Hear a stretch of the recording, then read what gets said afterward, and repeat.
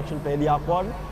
Maybe, I don't know, maybe they have played it in the previous few matches. I haven't seen the Aquad being played by Pirates, but interesting ban from Tactical Nuke for sure. Yeah, definitely. Some make a huge difference in a game, inches. So with that, interesting thing is they have left the Doom open. I mean, Doom is completely open. Naga banned out a really good ban from Pirates as an extremely strong hero. Has been so strong over the last basically last few months when the patch came out. And actually, Tactical Nuke just banned out another one of their heroes. They banned out the Invoker, where Noobkavi is considered the Invoker god in Sri Lanka, and they banned him out. I'm not sure what they're planning on here. They're banning out their own heroes, but they do go with the Dark Willow pick. This is Mandula's favorite hero, and Mandula, I feel like as a position 5, he's a bit of a greedy position 5, and this patch suits him perfectly because now you can be as greedy as you want. Because you don't have to buy anything, because everything is basically free. You're just spending on sentries and smokes, so you don't have to spend on wards, and it allows him to play the best heroes that Mandula plays. I think that's the only other hero that I've seen him play extremely well, and I feel like Dark Willow is just an extremely strong hero for them. So in terms of offlane picks, I've never been a fan of really, because I do not like the hero at all. Obviously, there are certain situations where the hero is great.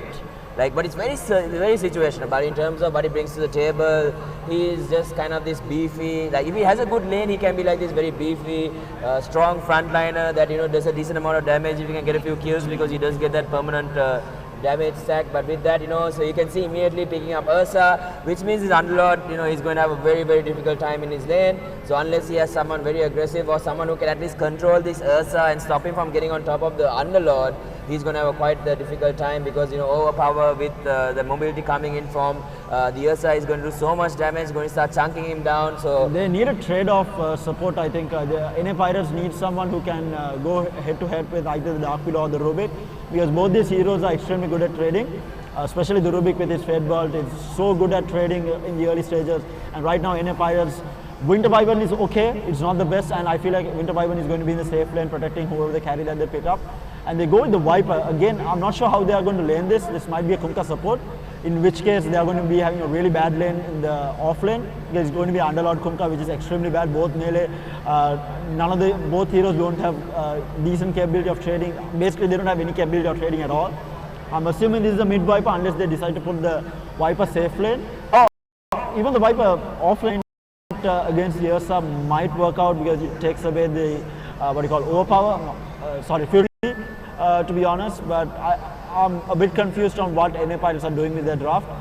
Might see something different. I mean, we have seen these kind of drafts work out once in a while, because the burst damage has been taken out, but right here I think they'll be quite happy with the puck in the mid lane as well. But if they want to play it in the off lane, they can do. Hero when he plays it mid lane, any hero in the sense he has very specific heroes, right? He plays Invoker, he plays Shadowfin, he plays TA, he plays a bit of OD as well as Puck. I feel like when it comes to those 5 heroes, this guy is a god in his mid lane. Don't forget Templar Assassin to that. Yeah, TA, I mentioned TA, I think. So I feel like you cannot ban all 5 obviously, and even in a losing matchup where he has the losing matchup with those heroes, he tends to come back. We have seen him do it time and time again when he has the Invoker, when he has an absolute garbage lane, he comes back extremely strong and destroys the opposition. So he knows how to play these heroes even in a losing matchup. So they can actually run this off lane or mid, because both players are quite capable of playing this hero either on the mid lane or the off lane. So with that, we will be getting into NA Pirates and their final pick, which is going to be a Medusa.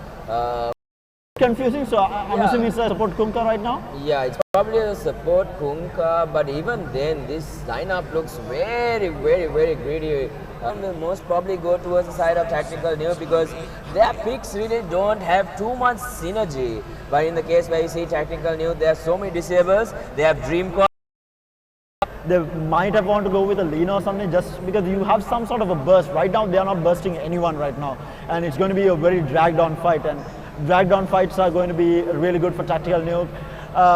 If it goes late, if this goes extremely late, maybe Medusa can do something, but right now Tactical Nuke does not look to be going late, and they picked up the Lina, so it's going to be the Lina mid with Beaver playing the puck off lane.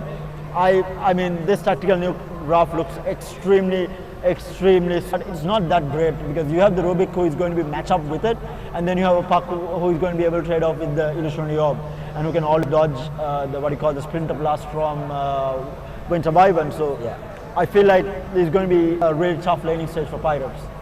Yeah, definitely. I think it's going to be very interesting to see how the execution is done. The bot lane is going to be very, very interesting to see how the Underlord kind of deals with this Ursa. He's going to have to, use his roots properly, because if he uses it a little bit too early, or if he uses it, just for the wrong reasons, he's always going to get easily